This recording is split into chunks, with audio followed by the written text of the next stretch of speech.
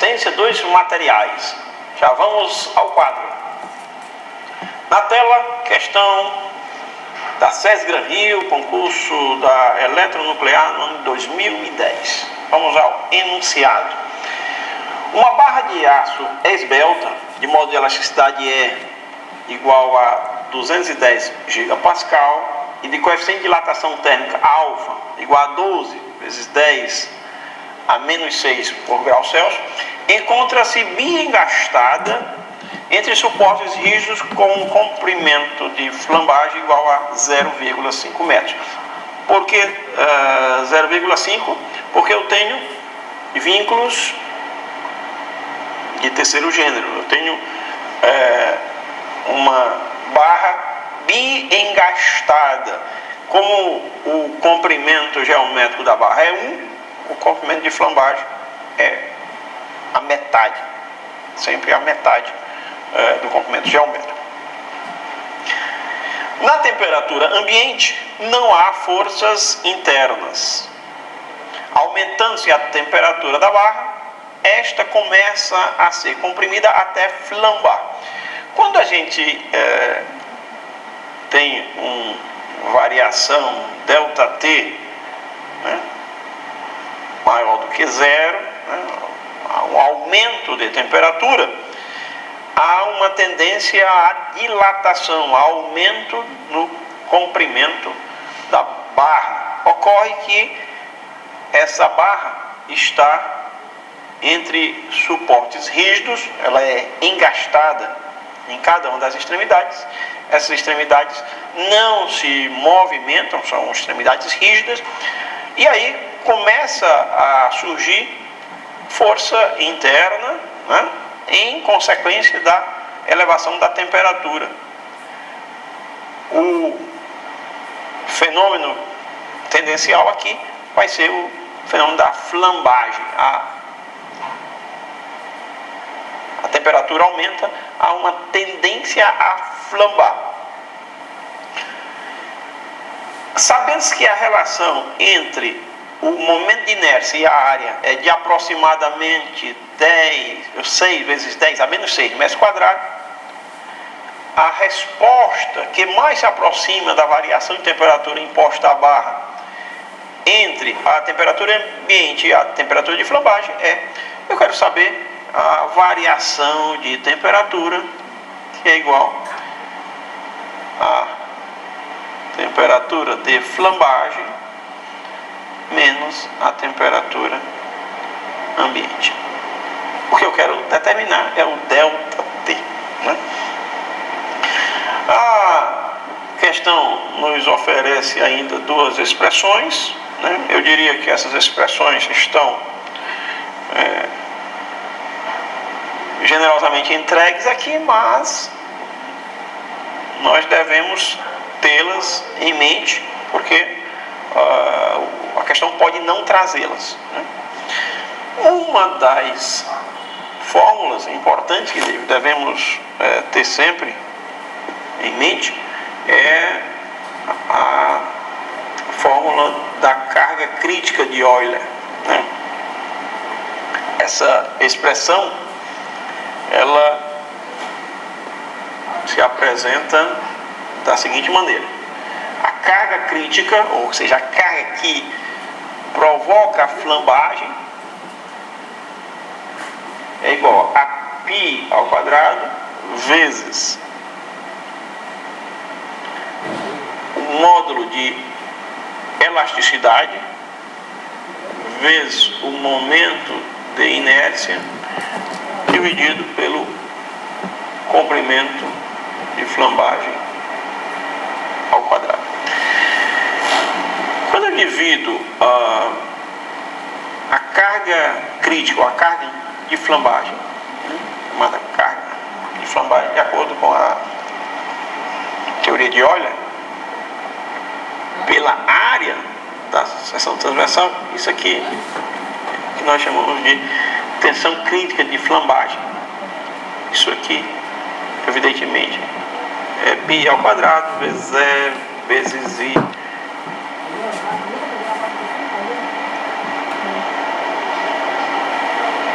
I dividido por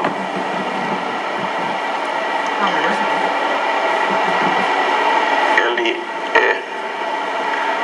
ao quadrado dividido por A. A gente deve lembrar que o lambda, coeficiente de esbeltez de uma peça, é o comprimento de flambagem dividido pelo raio de giração, e o raio de giração é definido como sendo a raiz quadrada de I sobre A. Então, raio de giração, raiz quadrada de I sobre A, e o lambda, coeficiente de esbeltez, é o comprimento de flambagem dividido por I. Isso nos permite tornar mais simples a expressão. Isso nos ajuda, inclusive, a memorizar, introjetar mentalmente, né? A fórmula ela se torna mais enxuta. Eu vou dizer que a tensão crítica, a tensão de flambagem, é igual a π ao quadrado. Eu chamo bem a atenção que o π é elevado ao quadrado, né? Isso é bem interessante, né? Π ao quadrado vezes E dividido por lambda ao quadrado. Então, a gente termina encontrando uma forma de apresentar a expressão mais enxuta, né? Tem todo o conteúdo daqui, o que eu tenho aqui, eu tenho aqui. Só que de uma forma mais compacta, mais enxuta para a gente reter mentalmente. A outra expressão que o enunciado nos fornece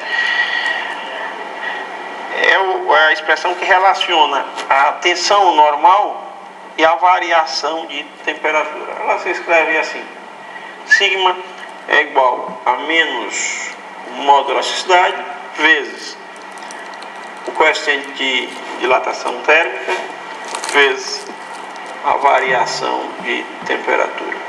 Por que o sinal negativo? Por que eu tenho aqui o sinal negativo? Note que o aumento da temperatura, quando a temperatura aumenta, eu vou ter uma tensão de compressão.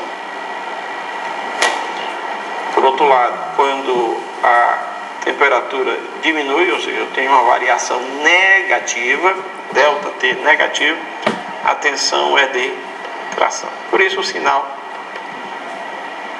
negativo, só para compatibilizar com a ideia de que tensão de compressão é negativa, tensão de tração é positiva, conforme a gente usualmente convenciona.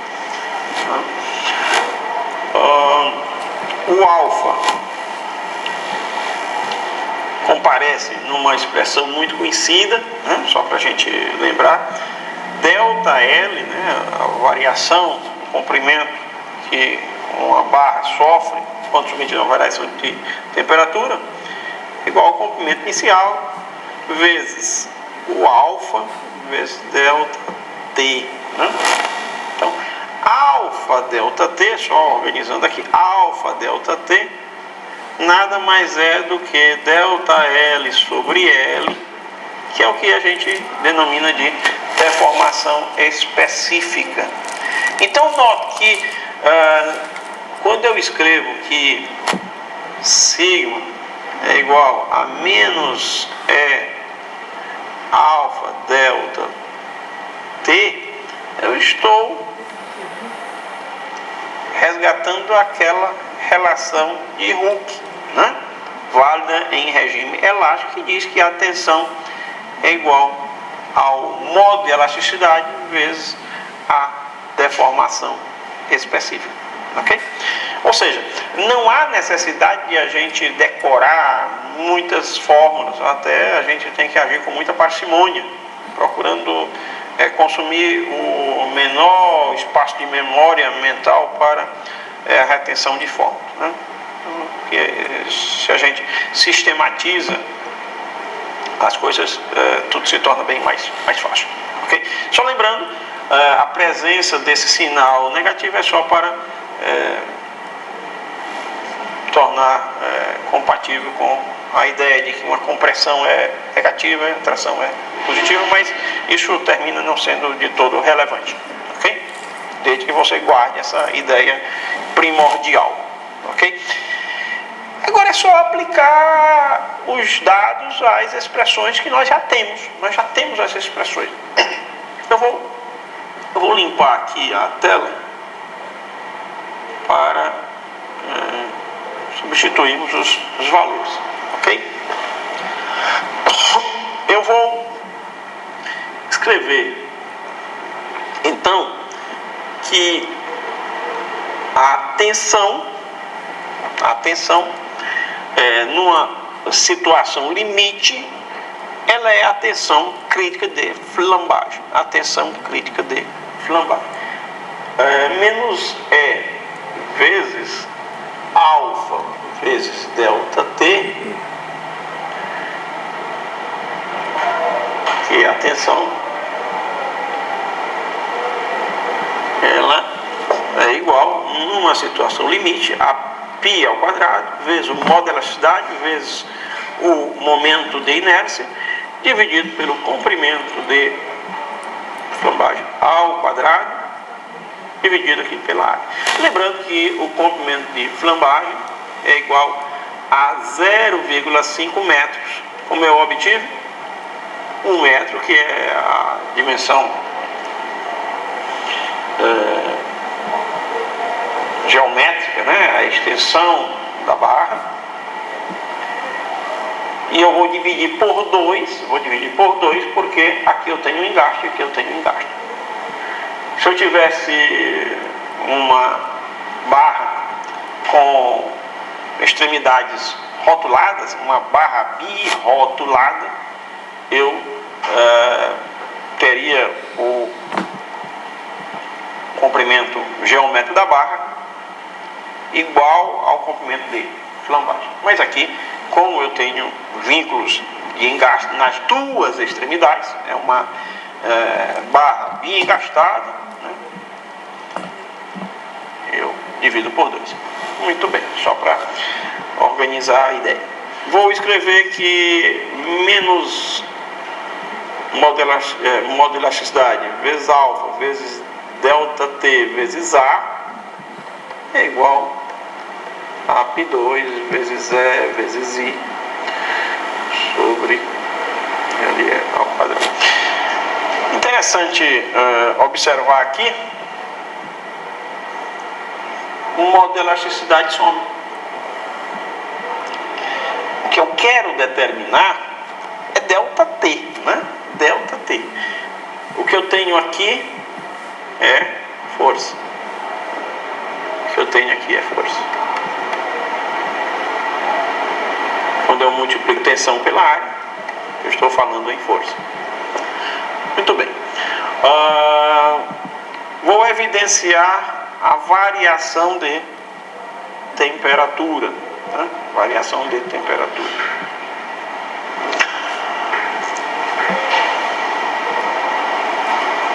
A variação de temperatura é igual a π ao quadrado vezes o momento de inércia, né? I, momento de inércia, dividido pela área, a seção transversal, dividido pelo coeficiente de dilatação térmica, comprimento de dilatação linear, né? Segundo uma direção, dividido aqui pelo comprimento de flambagem ao quadrado. Eu omiti o sinal negativo porque a gente já compreende a ideia. Estou tendo que aumentar a temperatura para que sejam geradas tensões de compressão. A flambagem decorre da compressão. Então, delta T, e aí a gente já substitui os valores, né? O I eu não sei exatamente, mas sei que I sobre A, conforme enunciado, é 6 vezes 10 a menos 6 metros quadrados.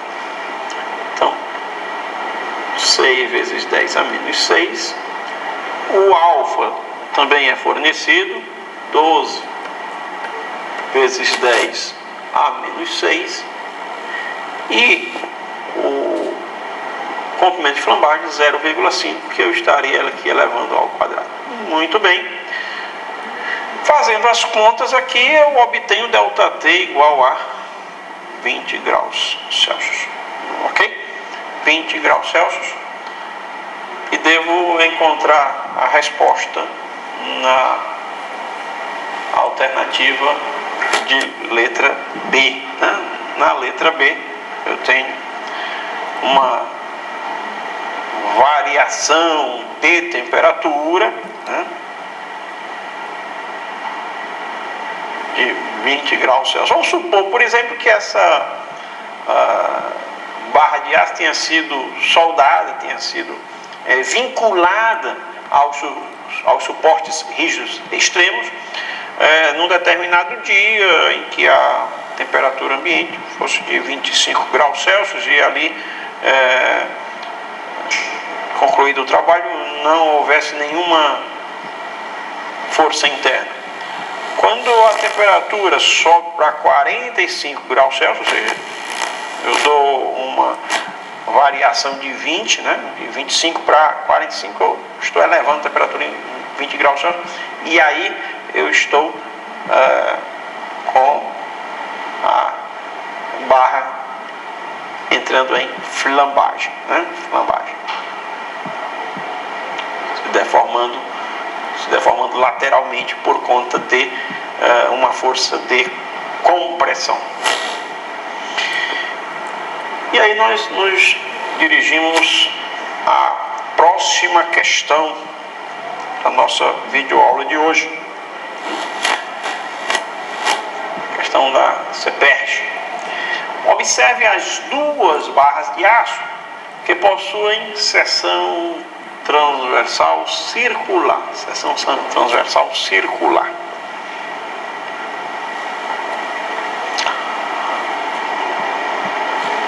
A barra 1 tem diâmetro externo de 50 milímetros e a barra 2 diâmetro externo de 25 milímetros. Essas barras são soldadas entre si e engastadas em dois apoios rígidos, conforme a figura. Então, eu tenho um apoio rígido aqui de terceiro gênero, um engaste, tem um outro apoio rígido de terceiro gênero, um engaste, e aqui entre elas eu tenho solda. As barras são submetidas a uma variação de temperatura de 100 graus Celsius, uma variação de temperatura, ou seja, a temperatura aumenta em 100 graus Celsius. E o coeficiente de dilatação térmica do aço, essas duas barras são de aço, né? Coeficiente de dilatação 10 a menos 5 por grau Celsius,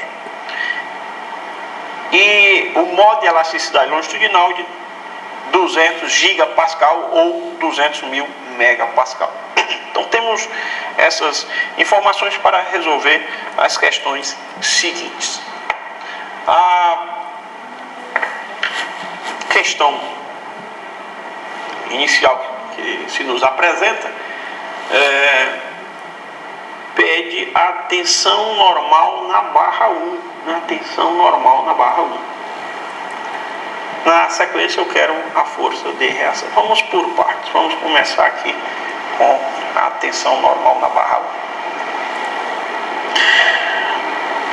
1. Uma observação que a gente deve fazer é que, sendo os apoios rígidos, essa distância daqui para cá não muda.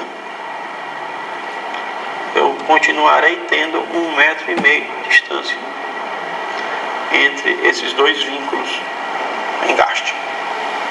Ora, com o aumento de temperatura, há uma tendência ao alongamento da barra, ou das barras, vamos verificar isso logo, e surgem tensões de compressão, né? Eu quero saber qual é o valor da tensão normal na barra 1, nesta barra aqui. Observe o seguinte: são duas barras,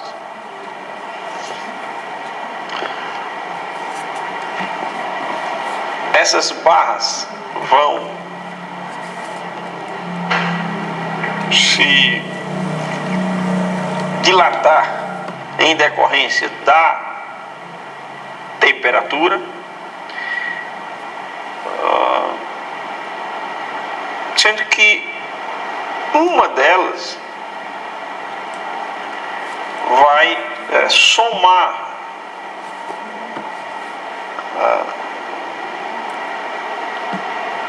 ou melhor dizendo, cada uma delas vai ter que somar algebricamente a variação de tamanho em decorrência da variação de temperatura e a variação de tamanho, de dimensão, em decorrência da força normal que age sobre ela. Vamos entender melhor isso aqui. Isolando a barra 1. Isolando aqui a barra 1. Eu tenho uma variação de temperatura de 100 graus Celsius. Qual é a tendência? É que essa barra sofra uma dilatação térmica. Só que esta barra está como que confinada, né? Numa extremidade ela tem um suporte rígido, na outra extremidade ela tem a barra 2. A barra 2 interage com a barra 1 e há uma força, né? Há uma força entre elas. Essa força tende a encurtar a barra 1. O que eu posso afirmar, tendo em vista que os suportes extremos são rígidos, é que a variação no comprimento da barra 1 somado com a variação do comprimento da barra 2 é igual a zero.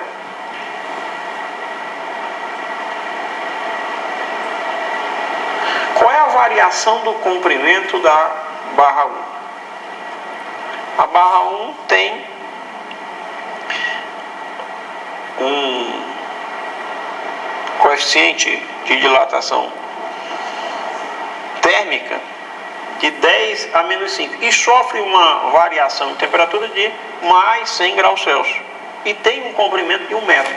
Então, ΔL1 vai ser 1 metro vezes o alfa, que é 10 a menos 5, vezes 100, que é a variação de temperatura. Só que eu tenho que considerar aqui uma variação também dimensional que decorre da força de interação entre as barras 1 e 2. Eu vou dizer que há uma força de intensidade F e essa força tende a encurtar. Vou considerar aqui o sinal negativo. Qual é o encurtamento? E aí a gente recorre à expressão de Hooke. Sigma é igual a modo de elasticidade vezes a deformação específica. Sigma é igual a modo de elasticidade vezes ΔL sobre L. Eu vou dizer que ΔL é igual ao sigma, que é força sobre a área, multiplicado pelo L, dividido por L. Esse ΔL corresponde simplesmente à variação dimensional decorrente da força de interação. E aí eu escrevo F vezes L1. L1 eu conheço, é o comprimento da barra.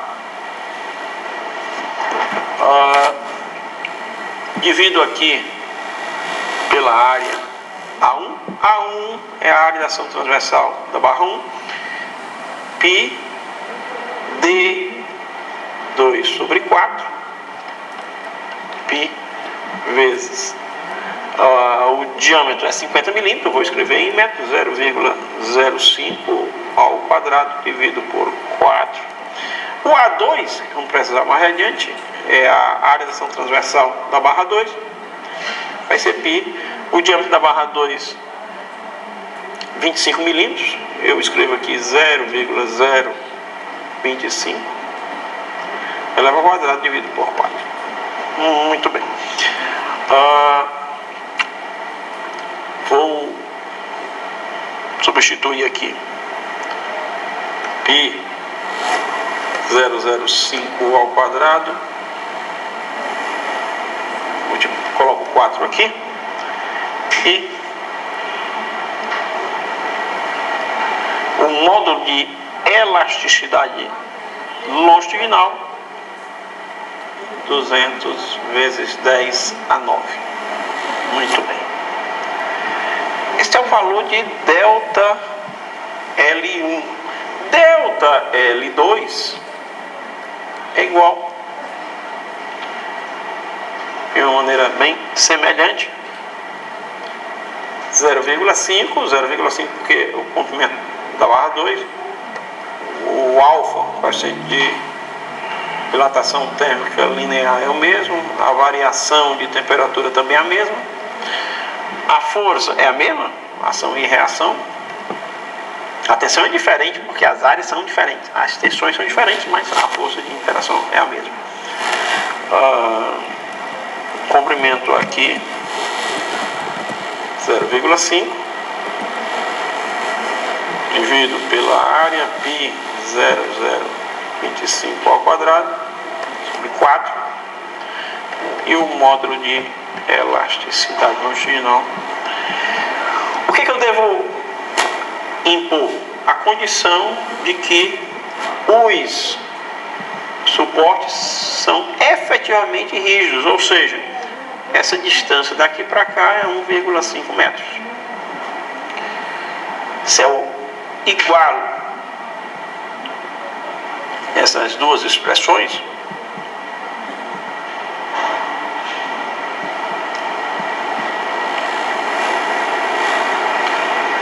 eu vou dizer que delta L1 é igual a menos delta L2. Ou seja, o que um aumentou, o outro diminuiu. Ok? Eu encontro, fazendo os cálculos, e vocês vão me acompanhando aqui, fazendo os cálculos, eu encontro que a força dividida pela área, e aí já podemos até calcular a tensão, vou só organizar aqui melhor. Vou calcular aqui a tensão. Calcular a tensão. Tensão normal na barra 1, que é igual a F sobre a área 1. Eu determino F, divido pela área 1, ou então eu já coloco neste termo a tensão. Vou encontrar a tensão igual a 187.500 dividido pela área 1, π 0,05 ao quadrado dividido por 4. Isso aqui vai apontar para tensão normal de 100 vezes 10 a 6 Pascal, significando 100 megapascal. Perfeito? Veja a condição que nós impusemos aqui. ΔL1 mais ΔL2 igual a 0. Perfeito? Meus amigos, nós vamos dar uma brevíssima pausa nessa questão. Nós já retornamos para comentarmos a outra etapa. Essa questão, esse enunciado, envolve 2 quesitos. Nós comentamos o primeiro. Na próxima videoaula nós trataremos da parte remanescente. Aguardo vocês na sequência.